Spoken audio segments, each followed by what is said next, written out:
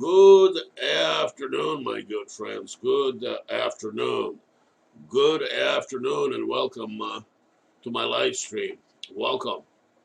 The subject of today's live stream is what happens when G.I. Joe steals Barbie from Ken.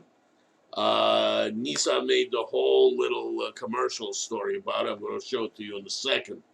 And we'll find out what happens when Barbie gets stolen from Ken by G.I. Joe. Before I do that, let me introduce myself. My name is Andrei Lefebvre. I am a commercial fleet manager at Twenty Hills Nissan.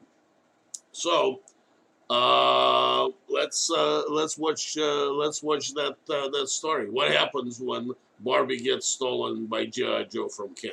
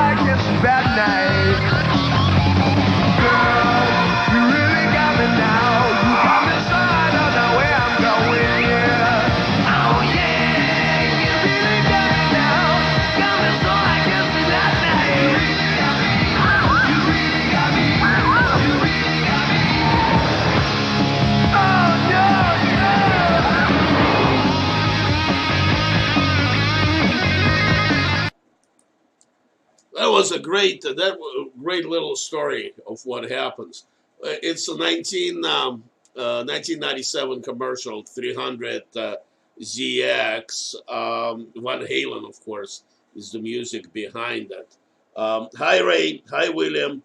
Hey, Bernard. How you doing, buddy? Welcome to my live stream. So that was a very nice story. Self-explanatory. It's not the first toy commercial that Nissan did. I think there are 2, 3, or maybe even more than that. As I find them, I'll play them for you. Now, Nissan has come out with a 2020 370Z 50th anniversary, which is a descendant of 300ZX, and 240ZX was the first one. Not many of them out there. I happen to have one in stock. Hi, Miguel. How you doing, buddy? Welcome to my live stream. The great car. This is my name and number if you want it, interested in it, or if you're a broker and you have customers for it, give me a call. What I'd like to point out, and I don't have an easy transition to this, that I still have 2019 Nissan Sentras. And those cars, if you have decent credit, they lease like crazy. I mean, with just minimum down payment, you can have a payment real close to $200 a month for 3 years, 12,000 miles. And if you're a broker, you can still make bank at a very low payment for your customer. Now, on a bad credit, this is a great vehicle because it has a lot of dealer cash in it. So if people don't have a lot of down payment, I mean, on a bad credit, it's interesting. Banks want to be in the equity position, 50, 60, 70, 80, 90% equity position, depending on the credit profile in the bank. Used cars used to be the king, but here is the situation with used cars. They go most of the subprime goes of your wholesale blue book, and they want to be in it with tax and license, sometimes 80% of the wholesale blue book. So customer needs to have down payment enough to cover tax and license, dealership and a broker profit. So down payment becomes a little ridiculous sometimes on the approval. On a brand new Sentra, since there is a huge dealer cash and there's some rebates, there may not be any down payment because the rules are a little bit of difference. And to begin with, we may be able to sell the vehicle before the invoice cost. So it really works really well with somebody with marginal credit. How you doing, Christopher? Welcome to my live stream. Well, subprime credit has become about 30% of my business. I sort of fell into it. Years back, I really didn't like people with that credit. That's why I migrated to the fleet sales. But it just so happened, like everything else. I mean, very few people are born and say, I want to be in a car business.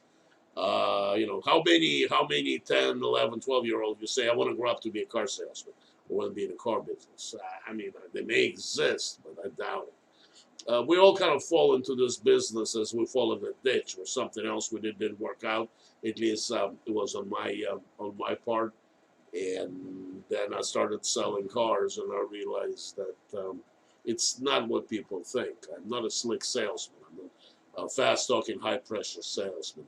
I like to build a relationship with my customers. I like servicing accounts.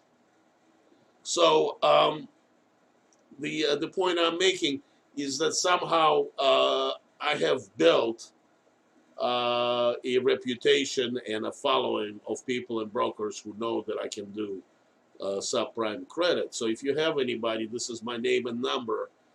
Please contact me. I don't care if people have 600 score, 500 score, 400 score. It doesn't matter. I don't care if they don't, if they have repossessions, if they're in open bankruptcy 11 or 13.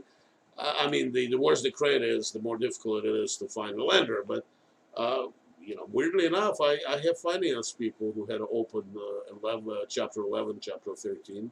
There's one lender I'm aware of that would finance people without Social Security number. Now, Nissan has a wonderful program for exchange students that works well. I haven't done many of those, but I'd love to work on it. So if you have anybody like that, just give me a call or email me. This is my number. Well, guys, I appreciate you joining me on my live stream. It's time for me to get back to work, and I hope you're going to have a profitable day. And I will see you soon. Bye-bye.